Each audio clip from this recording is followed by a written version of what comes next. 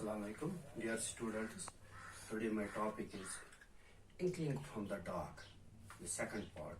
In the earlier part, I have given that actual poem that has been written by Rehman Rahi in Kashmiri. I have given that version to you so that you can understand it easily. I think you might have gone through that and have understood the poem, and you may now know most of it. It will be easier for you to understand further. We know about the Inkling from the Dark. Actually, the poem is in Kashmiri, and its title is Pai Zulmat Buzan. If we once we go through the poem, we understand the poem. It's a metaphysical poem. The poet has yoked together far-fetched images.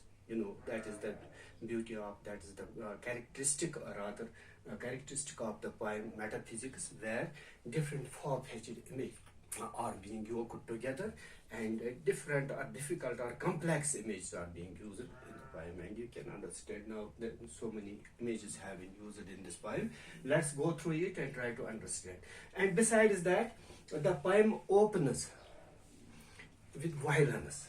The poet shows that how he saw an eagle that was flying with the blood of a dove on his beak, and has shed the feathers of that dove over the hilltops. Means the poem begins with that violence, and it shows that eagle is a bird that has a fighting spirit, and that's a very stronger animal, rather a bird.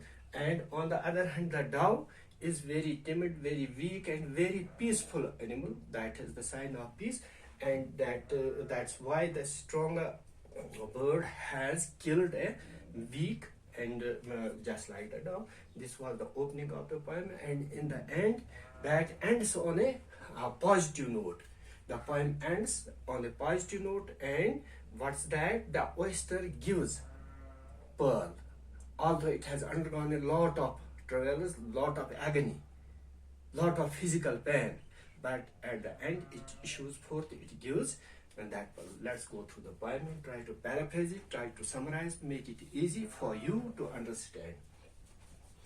Yesterday night, my sleep driven off, and thread of my fancy sealed. Yesterday night, and the previous night, when the poet has gone to sleep, and it was driven off in the middle of the night, maybe. It was in his fancies, his thread of fancies, means dream that was sealed, that was broken. That was broken. I espied what he saw, what came to in his mind, what was his fancies. He saw, he recognized, espied, saw an eagle in the wild shadow of my mind, because he could saw an eagle that was flying, and he recognized it in his wild shadows of his mind. That came to his imagination. On its beak, in the same old fashion, smoldered the blood of the dove. That was violence. This eagle that was flying, that came to my mind, that I imagined, that broke my dream, that sleep rather. He was sleeping, and because of this fancy, because of this dream that was broken. So in his dream he saw an eagle. In his imagination he saw an eagle that was flying, and on his beak there was the blood of dove that was smoldering. We find the smoldering embers. देखते हुए आग, हमारे कोयला जो होता है वो बैठता है, that smoldering. Whose feathers were shed? Whose means the dove's feathers were shed by hilltops.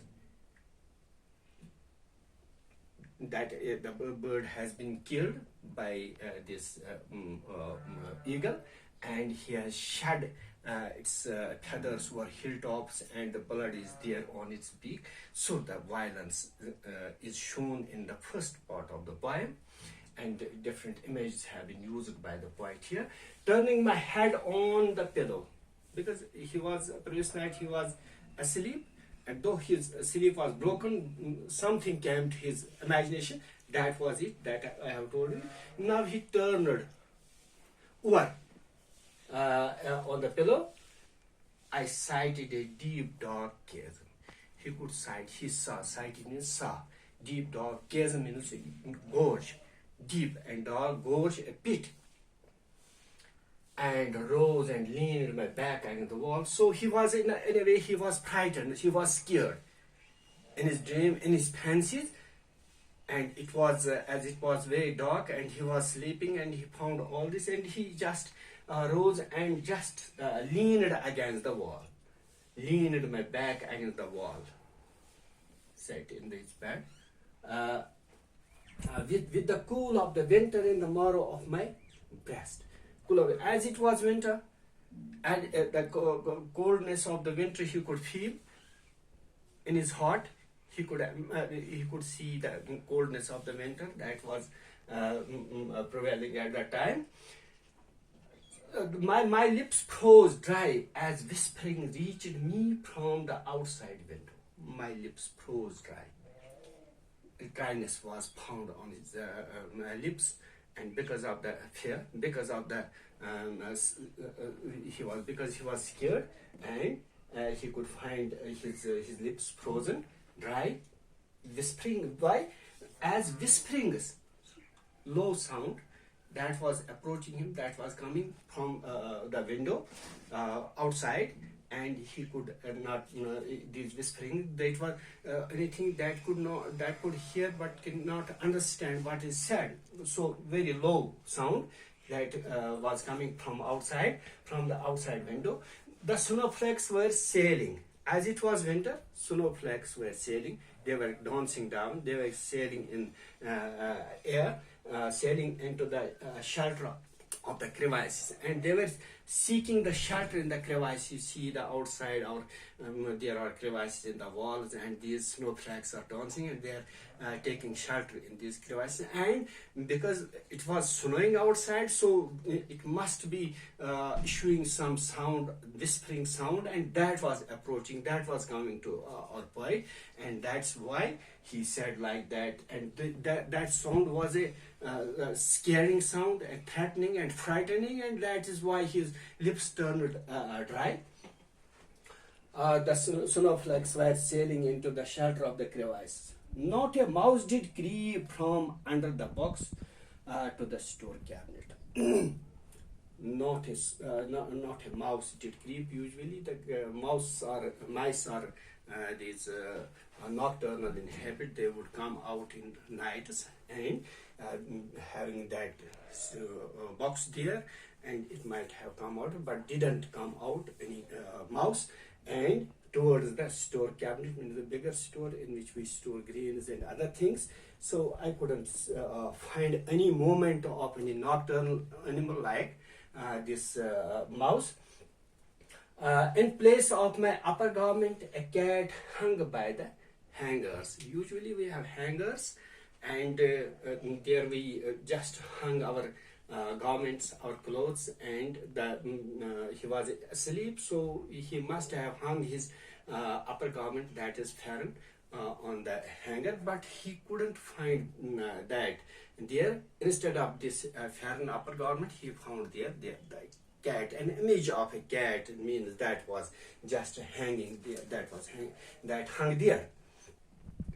Rubbing my eyes, because he was a bit surprised or scared. That is why he rubbed his eyes to see, to find the things clearly. I tried to pull the quilt up to my cold back, as it was winter, and now he was leaning against the wall, and he found a coldness. His back was cold. He tried to pull the quilt up to his back and rubbed his eyes. But oh, the congri shook. Congri is the fire pot that usually used by the Kashmiris here. So in winter, mostly in winter, we use the congri, and that's filled with the coal or charcoal or embers. And because it was late night, that congri shook. That was turned over, and the cold, helpless ashes kissed my feet. The ashes that were in that congri that turned over and that touched my feet, and they were helpless in such a state, and that kissed my feet, that touched my feet, while the owl hooted outside. And this all these pictures of the winter and late night, outside and inside, how he feels outside. It is owl that is that's hooting. Oh woe to you, oh woe to you. This is the sound, isn't it? That means that because we know the owl is always used as a bad omen. So all these things, the violence, the bad omen, the winter, and these are all the signs of negativity or pessimism, and they are found in the first part of the poem. While the pen would have raised a cry of lament had my heart stood by me.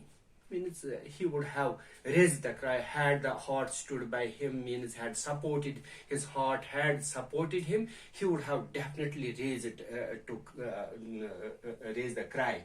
And means he would have pretended, or he would have tried to raise the cry of lament, to lament over the death of this dove and all that these things, but he couldn't because his heart didn't support him. Suddenly I called to my mind my darling son. How rapidly did he listen to my bedtime tale last night. Now he was leaning against the wall.